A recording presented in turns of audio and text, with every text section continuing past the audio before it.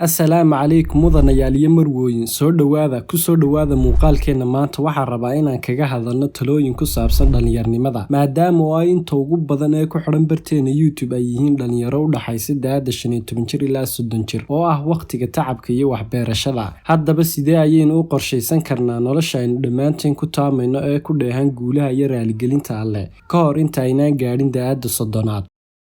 Maanta waxaa jira dad iskood wax isku baray kasbadayna xirfado ama mahaarad ay ku shaqaystaan. Waqtiga dhalinyarnimadaada waxaa loo baahan yahay inaad isku qalabayso xirfado iyo aqoon.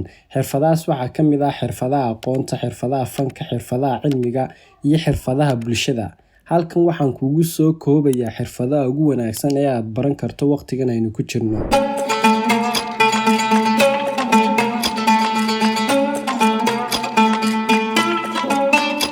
Software developer waa mid ka mid ah xirfadaha ugu muhiimsan uguna dakhliga badan waqtigan aynu joogno. Waana xirfadaha loogu raadinta badan ee suuqa dhexdiisa haddii ay noqoto dalka dhexdiisa iyo weliba suuqyada caalamka.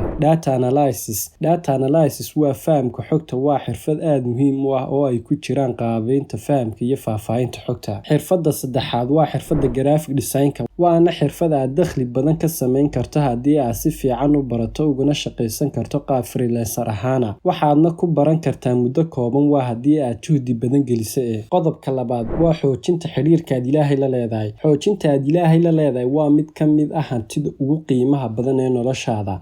Waxay tahay mid ka mid ah xirfadaha ugu muhiimsan ee aad ku hesho guusha iyo horumarinta noloshaada. Waxaad ku hagaajisaa xoojinta aad Ilaahay la leedahay adiga oo ku dadaalaya inaad si joogto ah u barato aqoonta diiniga ah, aadna ka shaqayso inaad kor u qaaddo aqoontaada diiniga. Xoojintaada waa mid ka mid ah caadooyinka ugu wanaagsan ee aad ku gaari karto guusha iyo barwaaqada. Qodobka saddexaad ee barnaamijkeenu waxa uu noqonayaa qorshe mustaqbalkaaga. Dhalinyarnimadu waa xilliga aad u baahan tahay inaad qorsheyso mustaqbalkaaga.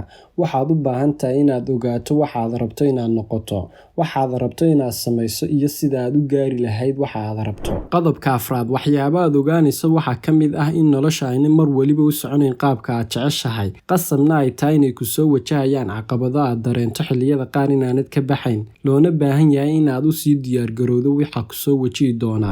Qodobka shanaad diiradda saar ahdaaftaada sidii aad u xaqiijin lahayd. Haddii aad tusaale ahaan dejiso ujeedooyin aad rabtay xaqiijintooda, laakiin qiimo inaad qorto ka badan aanad siinin, marxaladdan waa marxaladdii aad daba ordi lahayd xaqiijintooda wixii aad dejisay. Waqtigu sidii hore ma ahan. Waqtiga si marka loo eego aad ayuu kuugu yaryahay. Qodobka lixaad ee barnaamijkeenu waxa uu noqonayaa wanaaji xiriirka aad la leedahay bulshada aad la nooshahay.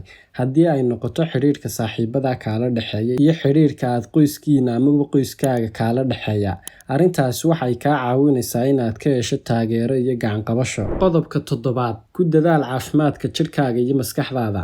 Caafimaadka jirku waa mid muhiim u ah nolosha aadanaha. Waxaa jira qaybo badan oo ka mid ah caafimaadka jirka loona baahan yahay inaad ilaaliso. Halkan waxaan kugula wadaagayaa 6 qodob oo kaa caawin doona inaad ilaaliso caafimaadkaaga, haddii uu noqdo dhan jireed iyo dhan maskaxeedba. Cunidda cunto fiican waa muhiim. Waxaad u baahan tahay cuntooyin badan oo kala duwan sida khudaarta, ukunta, hilibka iyo kalluunka. Waxaad u baahan tahay inaad jimicsato ugu yaraan 30 daqiiqo maalin kasta. Nasasho wanaagsan waa muhiim. Waxaad u baahan tahay inaad nasato ugu yaraan 8 saacadood maalin kasta. Dabcan sidoo kale waxaa muhiim ah inaad biyo badan cabto si ay u korodho caafimaadka jirkaagu. Waxaad u baahan tahay inaad cabto ugu yaraan 8 koob maalin kasta. Sigaarka iyo khamrigu waxay keeni karaan dhibaatooyin caafimaad darro oo badan. Waxaa muhiim ah inaad u booqato dhakhtarkaaga si joogto ah si aad u hubiso inaad tahay caafimaad qab iyo in kale.